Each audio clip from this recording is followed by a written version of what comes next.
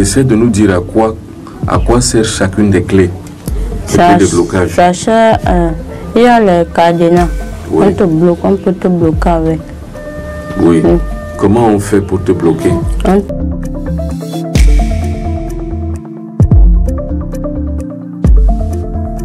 Ça, c'est la bandana. Oui, parle fort. On t'attache pour aller tuer les gens. Oui. Tu attaches ça où? Sur ta face. Comment tu fais? Montre.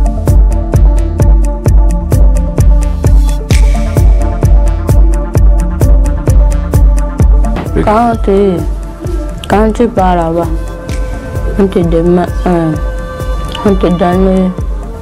on vous donne d'abord le jus. Le jus là, ça te donne aussi la force.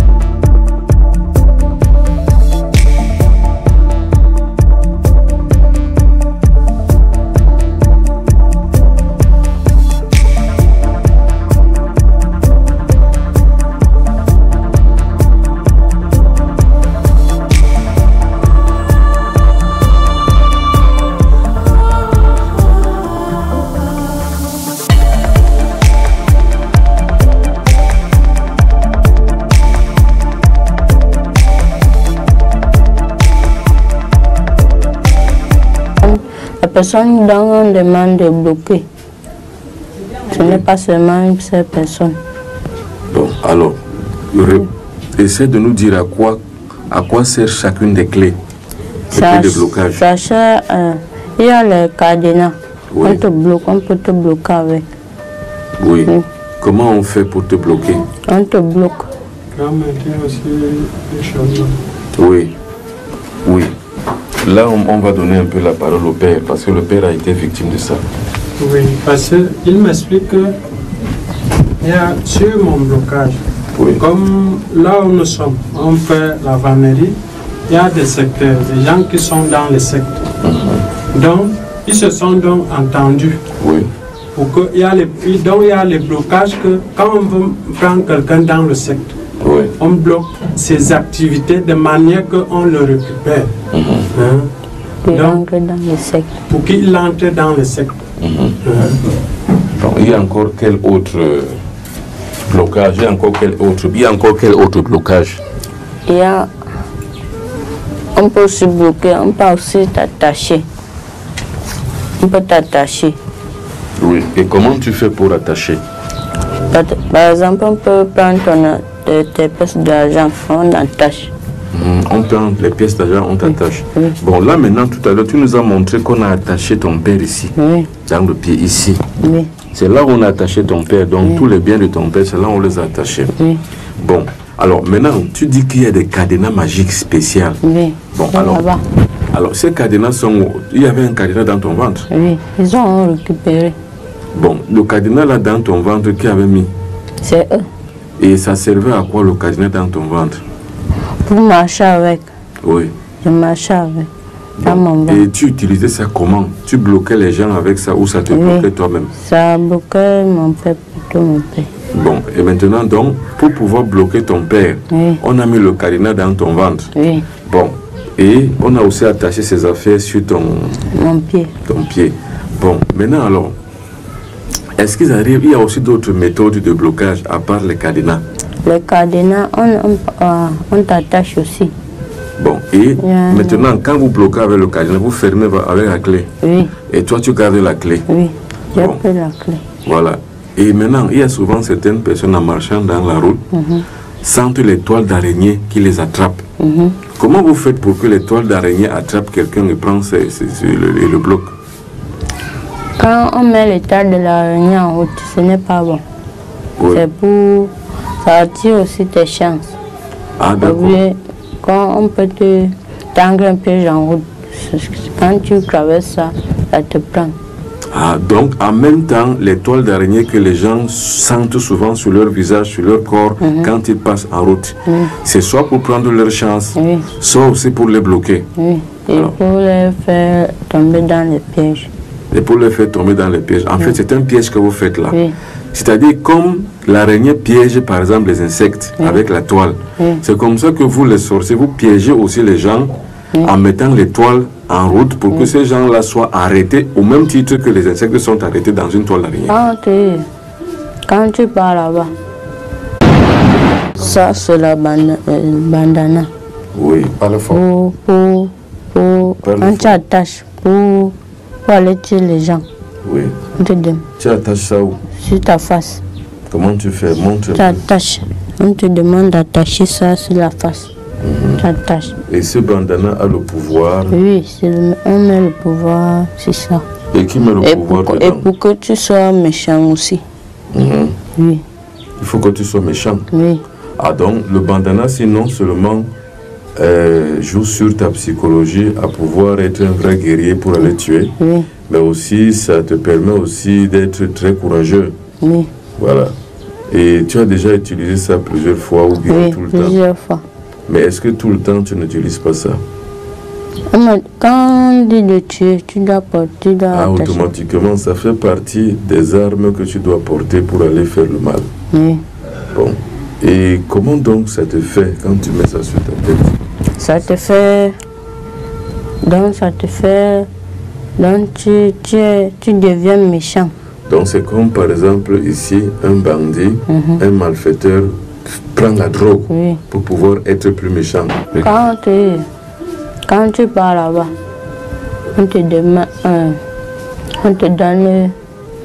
on vous donne d'abord le jus. Le jus là, ça te donne aussi la force. Et le jus là, c'est quoi? C'est le sang. Le sang humain? Oui. Ça te donne la force? Oui. Quand on te demande d'aller tuer quelqu'un, ou bien on t'envoie, tu pars. Et on te donne, quand tu reviens, on te donne la chair humaine pour manger. Bon, et maintenant, le sang humain donne la force. La chair humaine donne quoi? Ça nourrit. Ça te nourrit? Oui. Bon, et quand vous mangez la chair humaine, comment comme ça? Dis-nous d'abord, la chair humaine a quel goût? C'est un goût un peu salé. Et le sang a quel goût? Un goût un peu salé aussi. Bon, c'est-à-dire que ici, dans ce monde-ci, le goût là n'est pas bon, n'est-ce pas? Mais dans votre monde là-bas, le goût là est bon. Bon, et vous vous nourrissez de ça pour pouvoir vivre. Bon, maintenant, dis-moi, les gens que vous tuez, vous les mangez immédiatement ou alors vous mangez leur corps dans l'invisible? Vous les mangez comment? On les mange invisible. D'accord. Par exemple, je prends un exemple. Vous tuez quelqu'un. Mystiquement, vous lui lancez une maladie, il meurt. À quel moment vous mangez sa chair et buvez son sang? On mange d'abord sa chair avant de lancer les maladies. Ah d'accord, c'est-à-dire que vous mangez d'abord sa chair. Mais si vous mangez sa chair, il doit mourir immédiatement. Pourquoi il ne meurt pas immédiatement? On ne peut pas mourir, on va faire le truc là pour qu'il ne meure pas. Ah bon, donc quand vous mangez maintenant son corps, sa chair, vous faites une magie pour qu'il ne meure pas immédiatement. Vous pouvez manger quelqu'un comme ça pendant combien de jours? On peut même pousser même à 2 ans pour qu'il ne meure. Ah donc, quand vous mangez quelqu'un, vous mangez, vous le rongez à petit feu. Et vous prolongez sa vie, qu'il ne meure pas rapidement, jusqu'à ce que vous l'ayez suffisamment mangé. Mais comment la personne sent son corps quand vous le mangez comme ça pendant 2 ans? Il ne peut pas sentir. Il ne sent rien? Il ne sent pas la maladie, il ne sent pas la fatigue, il ne sent rien? Non. Mais vous vous mettez à le manger? Et quand vous le mangez donc comme ça pendant 2 ans, vous pouvez décider que c'est fini, il meurt? Et quand vous le mangez, est-ce qu'au fur et à mesure, sa chair finit? Oui, ça finit. Et quand la chair est finie complètement? Oui. Il reste toujours en vie. Et puis enfin, c'est vous qui décidez quand vous allez le tuer? Oui. Oh oui. Est-ce que là-bas, vous connaissez vraiment Dieu? Non. Qui vous connaissez là-bas? C'est... Lucifer, Belzébuth, vous connaissez qui? Tout Vous connaissez Lucifer aussi? Oui. Est-ce que vous invoquez Lucifer là-bas? Il est là-bas. Il est là-bas avec Oui, vous? c'est ça le mec qu'ils invoquent. Il y a aussi Belzébuth. Oui. Il y a encore qui? Il y a Satan. C'est Satan qui est Lucifer, Belzébuth et Astaroth. Oui. Bon, maintenant, qui t'a appris le nom de Belzébuth? C'est Ce là-bas? sont les gens de là-bas. D'accord, ok. Maintenant, quand vous finissez donc de tuer quelqu'un comme ça, de manger quelqu'un comme ça, cru, Oui. et après il meurt. Oui. Bon, tu connais quelqu'un que vous avez fait ça, il est mort? Oui. C'était qui? C'était un voisin du village. Un voisin du village. Oui. Et quand quelqu'un meurt comme ça, toi, tu as des regrets ou tu n'as pas de regrets? Tu ne dois pas avoir des regards ni pleurer. Tu es content? Oui. Bon, mais est-ce que les gens arrivent souvent à savoir que c'est vous qui les tuez? Oui. Et ils font quoi? Ils ne font rien. Mais quand ils font la magie, par exemple, quand les gens vont faire le contre-envoûtement, donc le choc en retour, Oui. par exemple, ils font les gris-gris pour que les personnes qui ont tué cette personne-là meurent. Est-ce que ça vous atteint? On peut, quand on fait comme ça, si on a des sentiments qu'il y a des gens qui peuvent faire comme ça, on attache, on fait des sacrifices pour que ça n'arrive pas. Ok, donc vous vous protégez pour que même s'ils font les gris-gris que les gens qui ont tué la personne en meurent, Oui. ça ne vous arrive pas, ça ne vous atteint pas, parce que vous attachez avant. Oui. Est-ce que tu as autre chose sur le cannibalisme, sur le fait de tuer les gens et manger à dire? C'est tout ce que tu avais à dire ou tu as autre chose que tu as oublié? On empoisonne aussi. Non, à part la poudre de nuit que tu as montée tout à l'heure, il y a un autre empoisonnement. Oui. Bon, est-ce que vous causez les accidents aussi? Oui, on cause. Bon, comment vous causez les accidents là-bas chez vous? Peut-être qu'on peut manger quelqu'un là-bas. Oui. On lui pousse dans quelque chose, ou bien il cherche le problème à quelqu'un, quelqu'un lui tape, il meurt. Ok. Ou bien la voiture lui cogne, Oui. il meurt. Donc tous les accidents qu'on voit, ce n'est pas seulement naturel. Oui. Souvent vous les causez. Oui. Bon, vous causez comme ça. Est-ce que vous pouvez aussi causer par exemple la bagarre entre deux personnes puis quelqu'un meurt entre eux? Oui. Quand on a fini de manger quelqu'un, on le pousse d'aller chercher le problème. Donc c'est vous qui l'inspirez à aller chercher les problèmes. Oui. Il est déjà sur concours. Et vous contrôlez vraiment son acte et son geste.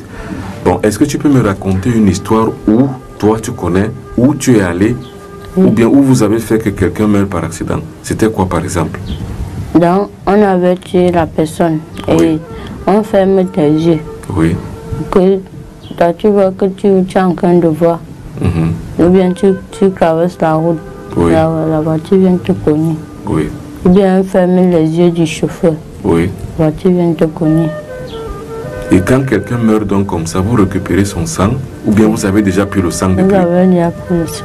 Vous avez déjà mangé même la chair depuis. Oui. Maintenant, vous provoquez seulement que ça arrive pour qu'on voie que c'est l'accident, Oui. alors que vous l'avez tué. Dans les chaussures qu'on me demande de porter quand je pars là-bas. Oui, tu portes ça pourquoi? Parce que ils m'ont demandé de porter. Pourquoi? Ça sert à quoi quand tu les portes là-bas ou tu ne les portes pas? Ça sert à quoi là-bas? Parce que ça allait plaire là-bas. Ah, Ok. ça, ce sont des chaussures d'élégance ou alors les chaussures mystiques qui te servent à... Ça te sert à marcher d'un point à un autre. Oui. C'est-à-dire que par exemple, comme quelqu'un qui est dans la lune, qui marche sur la lune, il doit avoir une combinaison spéciale. Oui. Donc toi aussi là-bas, avant de marcher là-bas, dans le monde invisible où tu vas, Oui. il faut que tu aies des chaussures. Oui. Bon, là tu peux passer par n'importe où et faire n'importe quoi. Oui. Et si tu n'as pas les chaussures? On te donne les chaussures là-bas. Non, je dis si tu ne portes pas les chaussures là-bas, qu'est-ce qui va se passer? C'est pas, tu ne peux pas. Il y a le froid. Ah, donc c'est une combinaison que tu dois forcément mettre parce que le monde là-bas est très froid. Oui. Alors, maintenant, montre bien tes pieds. Il y a d'autres choses qui sont dans tes pieds. Qu'est-ce qu'on a mis dans tes pieds? C'est ici qu'on a attaché les marchandises de mon père ici. C'est-à-dire là pour blocage. Oui. Bon, il y a quoi d'autre encore sur tes pieds? Parce que c'est les mêmes pieds qui doivent mettre ces chaussures. Nous voulons trouver le lien entre tes pieds et les chaussures. Qu'est-ce qu'on a encore mis? Rien à part que le blocage. Non. Donc c'est là où on a attaché Oui. le succès, donc la réussite, les affaires de ton père, Oui. pour que ton père ne prospère pas. Oui. Voilà. Et L'autre pied, on a mis quoi? Rien. Rien. Il n'y a que là qu'on a pris le pied. Qui a attaché les affaires de ton père? C'est toi-même ou bien c'est eux? C'est eux. Moi. Comment tu arrives à le faire? On te fait apparaître dans le rôle d'une personne. Oui. Tu commences à... On te donne un pouvoir. Oui. Que tu commences à lui faire les couches de nuit. Oui. Et tu retires sa chance. Tu peux le donner.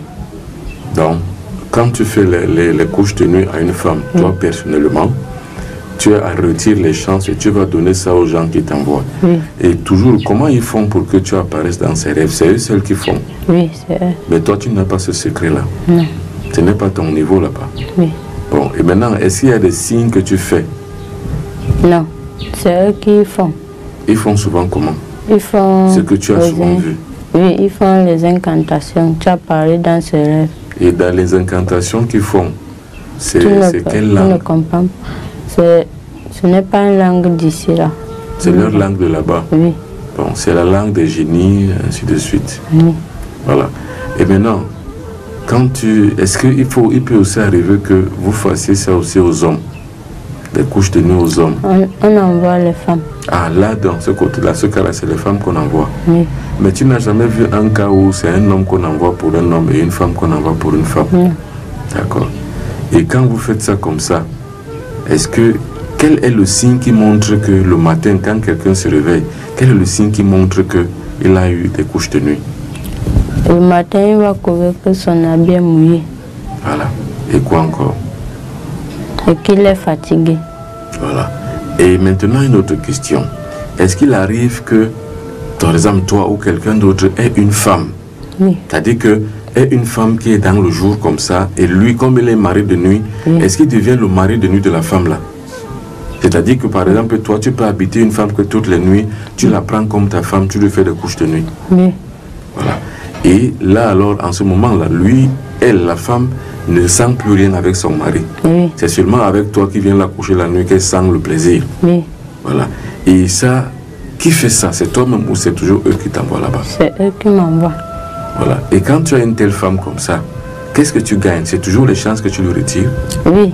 Quand on te demande les chances, tu leur donnes. Bon, il y a d'autres femmes qui ont plus de chances que d'autres. Oui.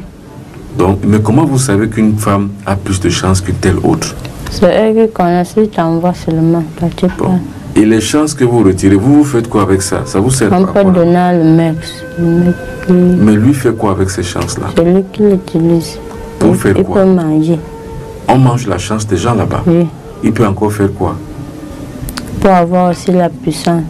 Ah, donc la chance peut donner en même temps la puissance et en même temps servir de nourriture. Oui.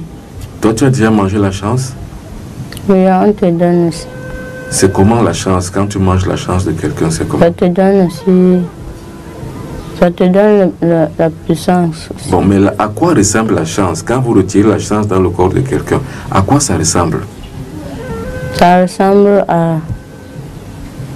On peut transformer ça. Ça devient la nourriture. Ah. Donc, en fait, à l'origine, la chance est une entité invisible et informe. Oui. Maintenant, ça dépend seulement de la forme qu'on lui donne. Ça peut être un habit, ça peut être l'aliment, ça peut être la voiture. Oui. Donc maintenant, vous pouvez consommer ça si c'est par exemple de la nourriture. C'est le poison de nuit. Quand on te donne la nourriture que tu mets la nourriture, le poison aussi qu'on a sorcelle avec. Donc tu rêves, quelqu'un rêve qu'il est en train de manger la nuit. Oui. Alors que forcément, on a mis le poison de nuit. Oui. Alors, qu'est-ce que ça va causer dans le corps de quelqu'un qui a mangé ça la nuit? Son ventre va commencer à faire mal le matin. Quand il se réveille? Oui. Oui. Et il se réveille qu'il n'est pas affamé le matin. Il peut faire toute la journée sans avoir faim. Parce que vous lui avez fait manger la nuit? Oui. Ou vous avez mis la poudre? On a fait manger la nuit, on a mis la poudre. Voilà. Et la nourriture que vous le faites manger, qui prépare ça? C'est les gens de là-bas, les chefs. Et c'est eux qui t'ont souvent chargé d'aller faire manger les gens la nuit. Oui. Tu as déjà fait manger les gens, combien de gens la nuit, le poison de nuit? Plusieurs personnes. Voilà. Raconte-nous une seule histoire que tu connais, que tu te rappelles que tu as fait. Ça s'est passé comment? Quand on te donne ça la nuit, de manger, quand tu manges le ventre... Non, comment on t'a donné la nourriture? C'est toi qui en donnes la nourriture à les donner, ou bien c'est eux-mêmes qui font ça? Donc ils font que tu apparais dans les rêves de quelqu'un. Oui. Et quelqu'un rêve qu'il est en train de manger la nuit. Alors que c'est le poison qu'il a. Mais comment toi tu fais pour apparaître dans son rêve? Ce sont les maîtres qui font apparaître. D'accord. Il y a plusieurs maîtres là-bas. Oui. Ils te font par exemple apparaître dans le rêve de monsieur ou madame Y. Oui. Et une fois tu apparais dans ses rêves, tu lui fais manger la nourriture qu'ils t'ont donnée. Oui. Ou tu as empoisonné avec cette poudre. Oui. Et est-ce que cette poudre-là peut arriver à tuer? Oui, ça arrive à tuer. Quand on te fait déjà manger ça plusieurs fois. Oui. Oui, ça te fait. Il te souvient d'avoir fait manger plusieurs fois cette poudre à quelqu'un et il est mort? Oui. C'était qui? C'était quelqu'un du village. Oui. Il est mort. Il a mangé et puis il est mort. Ça, c'est le miroir de là on garde la porte. La porte là on garde les morts. Oui. Donc vous avez un endroit où vous gardez les morts là-bas. Des gens que vous tuez. Oui. Vous avez donc une espèce de morgue là-bas où vous le gardez. Oui. Ou alors quand ils sont déjà pourris, vous gardez leur squelette là-bas. Oui. Et ce miroir-là correspond à la porte. Oui, la porte là on les garde. D'accord. Et l'autre miroir, parce que tu as deux miroirs. Et l'autre, ça permet de tuer quelqu'un à distance quand alors, tu le vois. Mets d'abord l'autre miroir à terre. Voilà, celui-là. Montre-nous comment vous faites pour tuer des personnes à distance. Quand tu invoques la personne que on t'a demandé de tuer, oui. Tu l'invoques, il apparaît dans le miroir. Oui. Tu le piques. Tu piques à quel endroit? Tu piques n'importe quel endroit. L'endroit où tu voudrais le voir souffrir. Là, on m'a demandé de piquer. Ah bon, donc c'est d'abord le maître. Alors, mais comment tu as fait pour avoir le miroir là? Comment il t'a donné ça? Ou bien c'est toi qui l'as transformé ou c'est lui qui l'a transformé comme ça? C'était le miroir de la maison et ça s'est cassé. On m'a demandé de prendre. Bon, quand tu as donc pris, tu as amené ça là-bas, ils ont travaillé ça? Ils ont travaillé ça étant ici. Bon, je veux que tu expliques encore. Par exemple, une personne qui est en France, toi tu es au Cameroun, et une personne est en France, donc à 6000 km du Cameroun, là où tu te trouves. Comment tu fais pour le tuer? Tu l'invoques, on a rangé le miroir. Oui. Tu l'invoques, il vient. Et tu invoques, ça veut dire que tu appelles la personne. Oui. Son esprit vient. Oui. Oui, ensuite? Tu lui vois. Tu lui piques, là on t'a demandé de piquer. Voilà. Et après, qu'est-ce qui va se passer? Après, il va commencer à souffrir. Oui. Donc, regarde bien la caméra toi-même. Alors, quand tu fais ça à quelqu'un, et tu t'attends que automatiquement il va commencer à souffrir. Oui. Bon, alors qu'est-ce qui va se passer? La souffrance sera comment? Oui, il va commencer à avoir mal quelque part. Oui. Après ça, il va mourir. Bon, donne-moi un exemple de quelqu'un dont tu avais tué comme ça, avec le miroir à distance. On m'a demandé de piquer quelqu'un avec. Quelqu'un? Oui. Il était où? Il était dans notre village.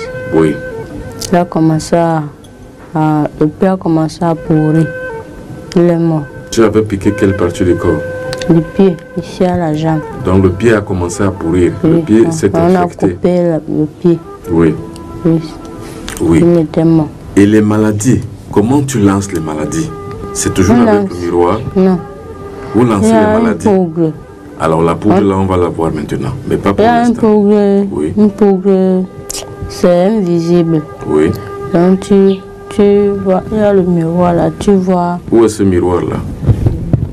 Ici, quelque. Bon, donc, tu nous prends ce miroir là. Hein, vas-y. Parce qu'il va falloir que les gens voient comment ça se passe. Afin que ça ne soit plus étrange. Que les gens voient comment ça se passe. Et je rappelle que la culture nationale, d'autres qui sont dedans. Donc, il va donc se charger de sortir le miroir et de montrer comment ils envoient souvent le sida aux gens, comment ils envoient souvent le cancer aux gens, comment ils envoient souvent aux gens. Voilà donc le fameux miroir. Alors, maintenant, dis-nous exactement comment tu fais avec le miroir, ce miroir-ci.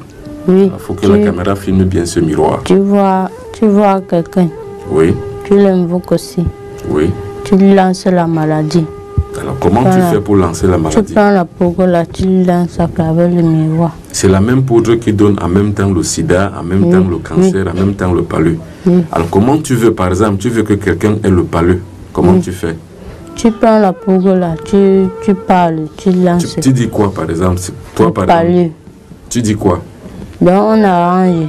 Le mec arrange ce qu'on te demande de faire, tu fais. Seulement, tu lances le palu. Bon, et tu as déjà lancé déjà le palu? Oui. Tu as aussi lancé déjà le sida? Non. Mais comment on lance le sida? On lance la même chose. Voilà. Mais tu connais quelqu'un de votre groupe qui a déjà lancé le sida? Oui. Il a fait comment?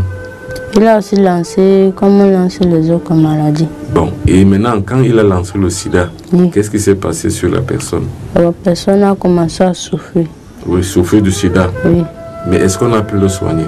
Non, on ne soigne pas. Donc même si on donne des médicaments, la trithérapie, les ARV, la personne finit par mourir. Donc il faut que tu apparais dans le rêve de quelqu'un. Oui. Quelqu'un qui est en train de manger la nuit. Alors que ce n'est pas un... Voilà.